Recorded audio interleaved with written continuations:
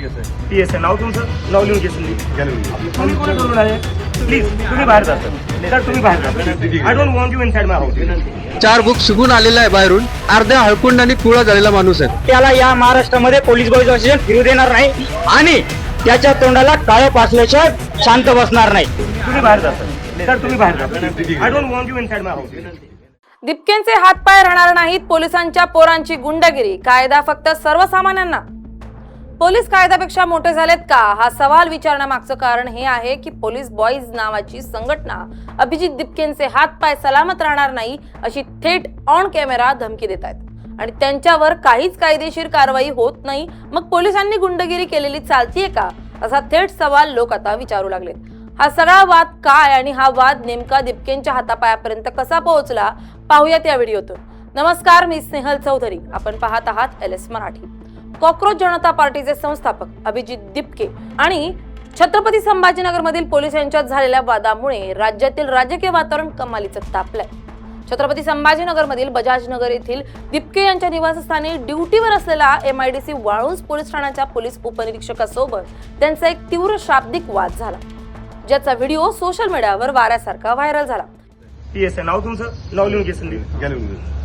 घे तुम्ही नाही सांगणार मी कोणाला भेटणार आहे कोणाला मी ठरवणार आहे लोक मला भेटायला येतात मी ज्यांना आज बोलतो ते येतील तुम्ही कोणी ठरवणार आहे तुम्हाला आज मी पहिल्यांदा बघतोय सर इथं त्याला तुम्हाला मी पहिल्यांदा भेटतोय तुम्ही नाही ठरवणार आज कोण येत लोक मला भेटायला येतात प्लीज तुम्ही बाहेर जा सर तुम्ही बाहेर जा I don't want you inside my house तुम्ही बाहेर जा या वादानंतर पोलिसांच्या हक्कासाठी लढणारी आणि पोलिसांच्या नातेवाईकांची संघटना असलेली महाराष्ट्र पोलीस बॉईज संघटना अत्यंत आक्रमक झाली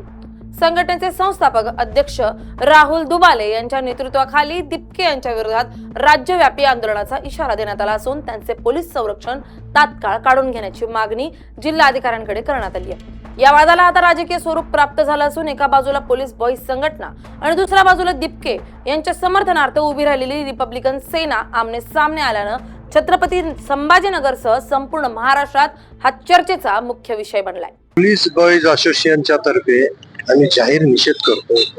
अभिजित दिपके त्यांनी ज्या प्रकारे ज्या पोलीस अधिकाऱ्याचा अपमान केला जो पोलीस दिवस रात्र जनतेच्या सेवेसाठी स्वतःचं घरदार सोडून जो अहोरात्र जनतेच्या सुरक्षेची जी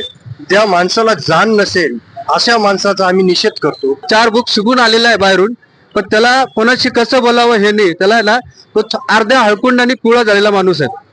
कारण की आम्ही भरपूर आंदोलन बघितले भरपूर काही बघितलेले पण हा अर्ध्या हळकुंडांनी पिवळा झालेला माणूस आहे आणि याला हा एवढा गर्व चढलेला आहे की हा कर्तव्यदक्ष अधिकाऱ्याचा अपमान करतोय तर आमचं म्हणणं एवढंच आहे की जर याला पोलिसाची जर सुरक्षा नको असेल त्याची पोलिसाची सुरक्षा काढून घ्यावी चांगल्या प्रकारे माफी नाही मागितली तर त्याला या महाराष्ट्रामध्ये पोलीस बॉईज असोसिएशन फिरू देणार नाही आणि त्याच्या तोंडाला काळं पासल्याशिवाय पोलीस बॉईज शांत बसणार नाही जर त्याने माफी मागितली नाही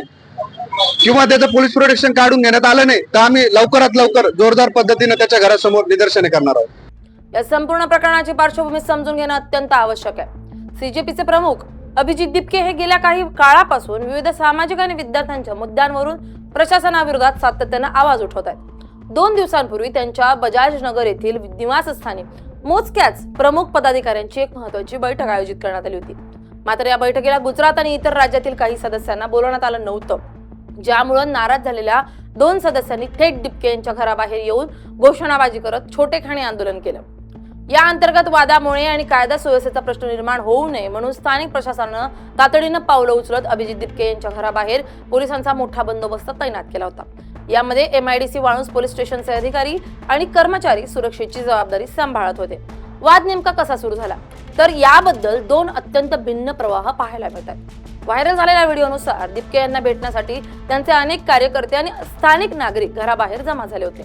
सुरक्षेवर तैनात असलेल्या पोलीस उपनिरीक्षक सुरेश सांगडे यांनी या लोकांना थांबून त्यांची चौकशी करण्यास सुरुवात केली दिपके यांचा असा आरोप आहे की साध्या वेशात आलेल्या या पोलीस अधिकाऱ्यानं भेटायला येणाऱ्या सामान्य नागरिकांची अत्यंत उद्धट आणि अरेरावीची भाषा वापरली आहे आपल्या दारात आलेल्या लोकांचा अपमान होत असल्याचं पाहून अभिजित दिपके प्रचंड संतप्त झाले आणि त्यांनी थेट घरातून बाहेर येत संबंधित पोलीस उपनिरीक्षकाला सर्वांसमोर खडे बोल सुनावले सीपी साहेबांना मी बोलतो तुम्हाला काय त्रास आहे, मी आज बोललोय, आजपर्यंत काही प्रॉब्लेम नाही झाला कोणत्या पोलिसांनी. आणि मी आज तुम्हाला पहिल्यांदा बघतो कोणत्या डिपार्टमेंटचे तुम्ही, एक मिनिट, कोणत्या डिपार्टमेंटचे डिपार्टमेंट विचारलं. पोलीस स्टेशन कोणतं आहे तुमचं, डेजिग्नेशन काय तुमची, PSI. नाव तुमचं, नाव लिहून घे संदीप, नाव लिहून घे. तुम्ही नाही सांगणार मी कोणाला भेटणार आहे, कोणाला मी ठरवणार आहे. लोक मला भेटायला येतात आणि मी ज्यांना आज बोलतो ते येते. तुम्ही कोणी ठरवणार आहे, तुम्हाला आज मी पहिल्यांदा बघतोय सर इथं, त्याला तुम्हाला मी पहिल्यांदा भेटतोय,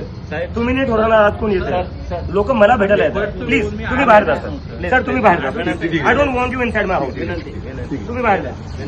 आणि असं चालणार नाही, मला जे लोक भेटायला येतात त्यांना असं बोललेलं मला आवडणार नाही. व्हिडिओमध्ये दिपके त्या अधिकाऱ्याला विचारताना दिसत आहेत की तुम्ही कोणत्या डिपार्टमेंटचे आहात, तुमचं नाव काय आणि माझ्या घरात कोण येणार हे तुम्ही ठरवणारे कोण.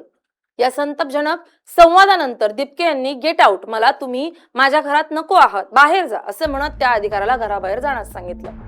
हा व्हिडिओ सोशल मीडियावर प्रसारित झाल्यानंतर महाराष्ट्र पोलीस बॉईज संघटना अधिकृतपणे मैदानात उतरली आणि त्यांनी या घटनेचा तीव्र निषेध नोंदवला. संघटनेचे अध्यक्ष राहुल दुबाले आणि प्रतिनिधी शंकर दरांगे यांनी छत्रपती संभाजीनगरचे पोलीस आयुक्त प्रवीण पवार आणि जिल्हाधिकाऱ्यांना एक विशेष निवेदन सोपवलं. या निवेदनात त्यांनी म्हटलंय की पोलीस अधिकारी हे 24 तास स्वतःच्या प्राणाची पर्वा न करता लोकप्रतिनिधी आणि नेत्यांच्या सुरक्षेसाठी तैनात असतात. शासकीय कर्तव्यावर असलेल्या एका वरिष्ठ अधिकाऱ्याला जो वयानं दिपके यांच्या वडिलांच्या वयाचा आहे अशा प्रकारे सर्वांसमोर अपमानित करणं, त्यांना घरातून हाकलून लावणं हा संपूर्ण महाराष्ट्र पोलीस दलाचा घोर अपमान आहे. पोलीस बॉईज संघटनेनं थेट इशारा दिलाय की अभिजित दिपके यांनी जर संबंधित पोलीस अधिकाऱ्याची पाय धरून जाहीर माफी मागितली नाही तर त्यांना महाराष्ट्रात कुठेही फिरू दिलं जाणार नाही आणि त्यांच्या घरासमोर तीव्र लोकशाही मार्गाने आंदोलन केलं जाईल.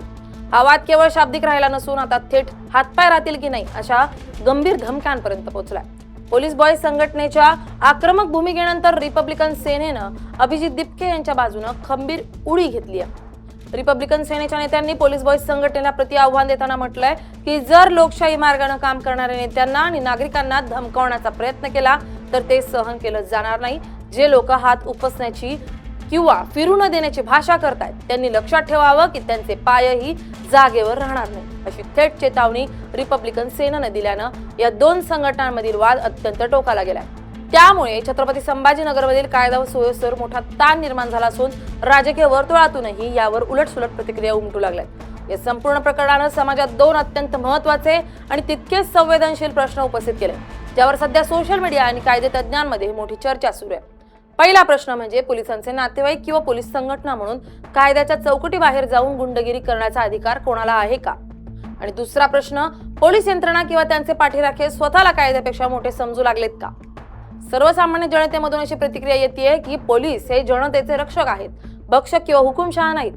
लोकशाहीमध्ये कोणत्याही नागरिकाला त्यांच्या खासगी जागेत कोणाला भेटायचं आणि कोणाला नाही हा संपूर्ण अधिकार भारतीय संविधानानं दिलाय.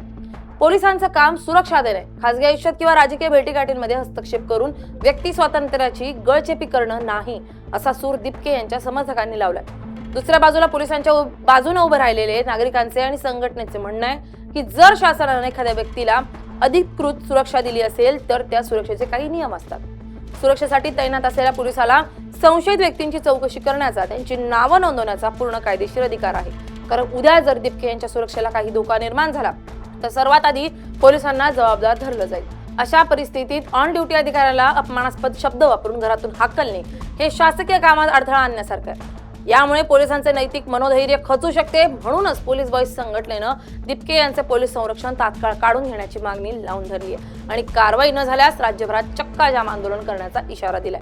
हा वाद आता केवळ एका पोलीस उपनिरीक्षक आणि दिपकेंपुरता मर्यादित राहिलेला नाहीये. सोशल मीडिया यावरून नेटकऱ्यांमध्ये दोन तट पडलेत. एका बाजूचे लोक पोलिसांच्या जुन्या भ्रष्टाचाराच्या आणि सर्वसामान्यांना मिळणाऱ्या उद्धट वागणुकीच्या कथा शेअर करून दिपके यांच्या भूमिकेचं समर्थन करतात, तर दुसरा वर्ग हा एका वर्दीतील अधिकाऱ्याचा लोकशाही मार्गाने मान राखला गेलाच पाहिजे या मतावर ठाम आहे. गृह विभागानं आणि पोलीस प्रशासनानं या प्रकरणात कमालीचा संयम बाळगला असून दोन्ही बाजूंच्या तक्रारींची चौकशी करून योग्य ती कायदेशीर कारवाई करण्याचं आश्वासन दिलं आहे. Bureau report LS Marathi.